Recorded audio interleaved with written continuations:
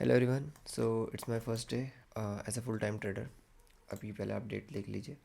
यहाँ पे 7 नवंबर है आज की डेट। तो चलिए देखते हैं कैसा ऑब्जर्वेशन रहा है, कैसा ट्रेड लिया है। जनरली थोड़ा बहुत मैं मार्केट को डाइजेस्ट होने देता हूँ, प्राइस को मैं कभी भी पहले कैंडल्स में ट्रेड नहीं लेता। आजकल मैंने ये चीज़ें रूल्स फॉलो करना स्टार्ट कर दिया है। तो जो स्टार्टिंग के कैंडल्स थे, मैं नॉर्मली मार्केट देखता हूँ 9:30 के बाद, मतलब एक बार 9:15 में मैं देख लूँगा कैसा चल रहा है, क्या हो रहा है। तो बैंक निफ्टी का चार्ट है, स्टार्टिंग में देख रहा हूँ काफ़ी इंडिसाइसिव था, एक डायरेक्शन में गया है, लेकिन ये 1 मिनट की कैंडल में ही ये मूव आ गया था। उसके बाद थोड़ा बहुत इसने यहाँ टाइम पास किया होगा। तो चलिए निफ्टी देखते हैं, क्योंकि जनरली मैं निफ्टी में और स्टॉक्स में ट्रेड करता हूँ। अगर आप स्टॉक्स में करते हैं तो निफ्टी में ट्रेड करना काफ़ी सही है। हाँ, अगर आप बैंक के स्टॉक्स में ट्रेड कर रहे हो, किसी भी बैंक की कंपनी में ट्रेड कर रहे हो, तो आपको बैंक निफ्टी देखना चाहिए। पर जनरली जो मैं यहाँ पे स्टॉक्स ट्रेड करता हूँ, यहाँ पे दिख रहे हैं आईटीसी हो गया, डीएलएफ हो गया, बीपीसीएल हो गया, टाटा केमिकल हो गया, ज़्यादातर इनको ट्रैक करता हूँ मैं। और इसके अलावा मैंने जस्ट डायल में भी एक बार ट्रेड किया था, पर अभी मैंने जस्ट डायल यहाँ पे देखिए कन्फ्यूजन की लिस्ट में डाला हुआ है। और ये गोदरेज भी, क्योंकि जस्ट डायल में ट्रेड करते हुए मेरे को काफ़ी ज़्यादा लिक्विडिटी का इशू हुआ था और मैं प्रॉफिट में चल रहा था, लेकिन मैं एग्जिट नहीं कर पाया अपने डिज़ायरेबल अमाउंट में। तो मुझे काफ़ी ज़्यादा लगभग 1000 रुपये का जो मेरा प्रॉफिट था वो मैं नहीं कैप्चर कर पाया। इसकी वजह से मैंने जस्ट डायल यहाँ से लिस्ट से हटा दिया है, क्योंकि जो भी अनकंफर्टेबल ट्रेड होते हैं ये काफ़ी ज़्यादा आपको परेशान कर सकते हैं, साइकोलॉजिकल इशू दे सकते हैं। Doesn't matter that you are making money और नॉट, बट अगर आपके अकॉर्डिंग आप एग्जिट और एंट्री नहीं कर पाओगे तो ये आपको काफ़ी ज़्यादा अनकंफर्टेबल फील कराएगा। चलिए थोड़ा निफ्टी के बारे में बात करते हैं। यहाँ पे मार्केट चल रहा था, ये जोन मैंने पहले से यहाँ पे ड्रॉ किया हुआ है, तो इसके अकॉर्डिंग चल रहा था। आप यहाँ पे देख सकते हैं काफ़ी अच्छा इसने बॉटम लिया, उसके बाद एक तरफा मूव दिया है, एक डायरेक्शनल मूव दिया है। तो डायरेक्शनल मूव कैप्चर किया जा सकता था, पर मैंने नहीं किया यहाँ पे, क्योंकि इस टाइम पे मैं दूसरा ट्रेड यहाँ पे ट्रैक कर रहा था, आईटीसी ट्रैक कर रहा था, और साथ ही साथ में यहाँ पे बीपीसीएल ट्रैक कर रहा था। तो पहले मैं इनके बारे में थोड़ा सा स्पेशल चीज़ें बताता हूँ। आईटीसी तो मैं काफ़ी टाइम से ट्रैक कर रहा हूँ, और जनरली मैं इस लाइंस के ऊपर ही ट्रेड ले रहा हूँ। पिछले कुछ टाइम से जोन ब्रेकआउट में ले रहा हूँ और इन लाइंस के ऊपर ले रहा हूँ। तो इन लाइन में क्या है, ये लाइन वॉल्यूम प्रोफाइल है। जैसे ये लाइन अगर आप डालोगे तो वॉल्यूम प्रोफाइल आपके सामने बन के आ जाएगी। इसके बारे में एक डेडिकेटेड वीडियो बन जाएगा, पहले से पड़ा है चैनल में, अगर आप देखना चाहें तो। अगर आपको अभी भी चाहिए तो फिर एक मोर क्लियरिटी के साथ, क्योंकि अभी मैं इसे बहुत ज़्यादा यूज़ करने लग गया हूँ। जब मैंने वो वीडियो बनाया था लगभग शायद 1 साल पहले का डाला हुआ है चैनल में। जब मैंने वो वीडियो बनाया था उस समय मैं उसे उतना ज़्यादा यूज़ नहीं करता था प्रैक्टिकली, पर अभी ये आपको हर चार्ट में मेरी ये लाइनें दिखेंगी ऑरेंज कलर की, किसी भी स्टॉक के चार्ट को खोलूंगा तो क्योंकि मैं इसके बेस में एनालाइज करता हूँ और आजकल इसके अकॉर्डिंग ही मैं ट्रेड लेता हूँ। ये डीएलएफ हो गया। अब देखिए ये डीएलएफ है, इसमें आपको यहाँ दो लाइंस दिख जाएंगी अलग अलग वॉल्यूम प्रोफाइल्स हैं, और यहाँ से कंटिन्यूस इसने मूव किया है। तो डीएलएफ और बीपीसीएल आजकल काफ़ी बुलिश चल रहा है। करंट टाइम पे बता रहा हूँ, जो ये आपको डेट दिखाई है मैंने 7 नवंबर में, काफ़ी ज़्यादा बुलिश चल रहा है। अभी इसके अकॉर्डिंग ही मैंने बुलिश ट्रेड इसमें फाइंड आउट करने की कोशिश करी है गोदरेज। अब ये देखिए बीपीसीएल, हाँ बीपीसीएल आपको यहाँ पे मिलेगा। बीपीसीएल में मैं आपको ऑर्डर बुक देख के ही बताऊंगा कि मैंने कहाँ पे क्या देखा और किस तरीके से मैंने एंट्री ली। अभी बस ये ट्रेंड लाइंस डाली हुई है, ये मैंने बाद में डाली थी, तो इसको मैं फिलहाल रिमूव कर लेता हूँ। ऐसा दिख रहा था, चलिए लगा लेता हूँ, फ्यूचर में स्टडी के काम आएगा। उससे पहले मैंने प्राइस को बस थोड़ा सेटल होने दिया, और काफ़ी जल्दबाजी नहीं करनी चाहिए, हरी अप नहीं होना चाहिए। और अगर आप स्टॉक्स में ट्रेड करते हो तो आपको फिर अर्ली मॉर्निंग का एकदम मूवमेंट कैप्चर करना होगा, ताकि आपको अच्छे प्रीमियम मिल सके या फिर अच्छी स्पाइक मिल सके। अगर आप थोड़ा बैठ जाते हैं, थोड़ा डाइजेस्ट होने देते हैं मार्केट को, 10 o'clock के बाद ही आपको ट्रेड्स मिलेंगे। तो 10:27 मैंने जस्ट डायल निकाला, ये मेरा एस एल आज हिट हुआ है, और ये मेरा सीएनसी ट्रेड था, होल्डिंग में डाला हुआ था। चलिए अब देखते हैं बीपीसीएल में कैसा रहा। बीपीसीएल में 10:33 में मैंने पहली एंट्री मारी है।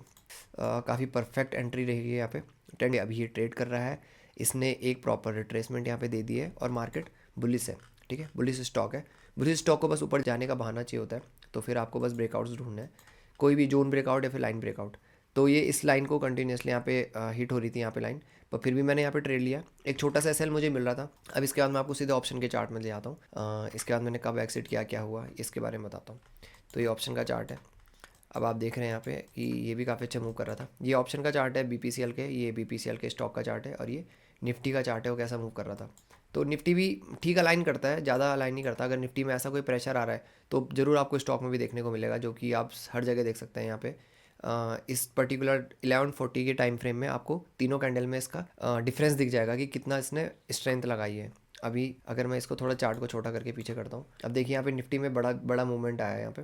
तो अब देख सकते हैं जो स्टॉक है उसमें बहुत ही कम माइनर मोमेंटम आया है, और उसके बाद फिर स्टॉक में नेगेटिव मूवमेंट है, जबकि निफ्टी वहीं खड़ा है रॉक सॉलिड एकदम। तो आप इससे समझ सकते हैं कि ये बहुत ज़्यादा रेप्लिकेट नहीं करता।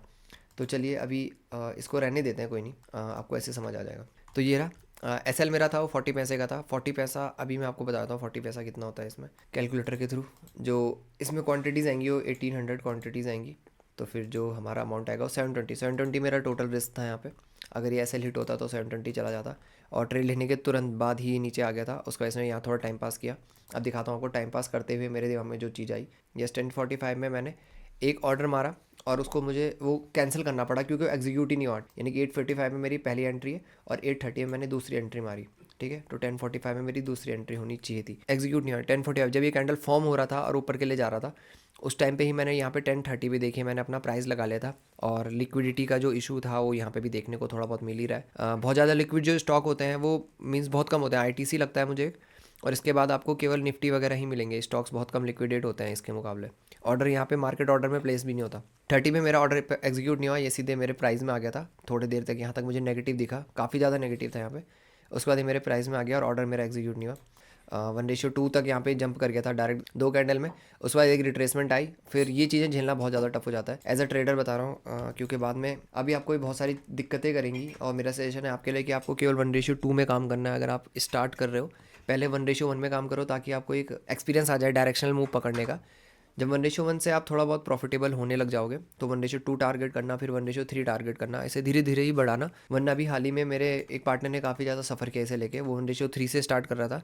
तो बहुत सारे ट्रेड ऐसा है जो 1:2 में थे लेकिन वो कैप्चर नहीं कर पाए क्योंकि उसका टारगेट ही 1:3 था। तो अभी देखिए, पहले आप प्रॉफिटेबल हो जाइए, थोड़ा स्टेबल हो जाइए, उसके बाद ट्राई कीजिए। तो ये आपके सामने डिटेल्स आ गए हैं। 40 पैसे का टारगेट था, 1:4 मैंने यहाँ पे ओवरऑल कैप्चर किया है, और जो मैंने 40 पैसे के अगेंस्ट में मैंने ₹1.60 कमाया। 10-15 में लगा नहीं पा रहा हूँ मैं इसे।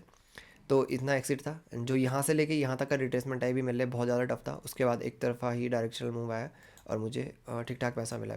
अगर वैसे और होल्ड करता तो फिर 1:8 तक जा रहा है वैसे, यहाँ तक इसे टॉप में देखा जाए तो 1:8 तक जा रहा है, जो मैं डेफिनेटली कैप्चर नहीं कर पाता। 1:7 तक मैं कैप्चर कर सकता था, ये पूरा मूव कैप्चर करना बहुत ज़्यादा मुश्किल हो जाता है। तो फिर देखते हैं, बीपीसीएल में ये मूव आया तो मेरे ट्रेड लेने के बाद ये वाले मूव्स आए हैं यहाँ से यहाँ तक, इसमें मैंने एग्जिट किया होगा। एग्जिट देखते हैं कहाँ पे किया मैंने। एग्जिट मेरा काफ़ी अच्छा था, यस 11:3 पे मैंने एग्जिट किया। तो 11:3 का कैंडल देखते हैं। यस 11:5 का ये फॉर्म होना शुरू हुआ है, यानी कि इस कैंडल में मैं एग्जिट हो गया था, ठीक है। इस कैंडल मैंने एग्जिट किया है और उसके बाद ये कैंडल्स फॉर्म हुए, तो एग्जिट भी काफ़ी अच्छी थी। उसके बाद अगर मैं यहाँ प्राइस देखता तो मे बी मैं यहाँ कहीं देख के ज़रूर री एंट्री मार लेता, पर अभी मैं ऑलरेडी प्रॉफिटेबल चल रहा हूँ और मुझे बहुत ज़्यादा रिस्क लेने की ज़रूरत नहीं है। आप देख सकते हैं कि as a full time trader मैंने आज ट्रेड किया, पर मैंने एक ही ट्रेड लिया है, ठीक है। एक ट्रेड लेने के बेनिफिट ये दिखाता हूँ कि ब्रोकरेज देखिए मेरा 94 गया है, उसमें से भी 15 रुपये मेरे अलग से ब्रोकरेज गए हैं, वो केवल जस्ट डायल को निकालने के लिए थे। आज का ब्रोकरेज मेरा ये था 45 और 35 लगा लो आप, लगभग 80 रुपीज़ के आसपास। फिर भी राउंड फिगर आप 80 तक लगा सकते हैं, 80 तक मेरा ब्रोकरेज था। तो ब्रोकरेज मुझे कम देना पड़ा और ये मेरी पोजीशन है जो कि आज का प्रॉफिट है आपके सामने। तो फिर देखते हैं कल क्या होता है। आज as a full time trader मैं एक प्रॉफिटेबल जर्नी स्टार्ट कर रहा हूँ। एंड जब मुझे 1:4 मैंने कैप्चर कर लिया, यानी कि मुझे कहीं ना कहीं आने वाले 3 ट्रेड के लिए कैपिटल मिल चुका है, तो मैं आगे आने वाले 3 ट्रेड को मैनेज करूँगा और मे बी इतना फियर ना रहे मेरे अंदर। So let's see how it goes. अगर कोई भी दिक्कत आती है, कोई भी नेगेटिव ड्रॉ डाउन आते हैं, तो मैं 100% आपके साथ शेयर करूँगा। As a full time trader मैं काम कर रहा हूँ, तो जो भी अपडेट्स रहेंगे आपको मिलते रहेंगे। Thank you.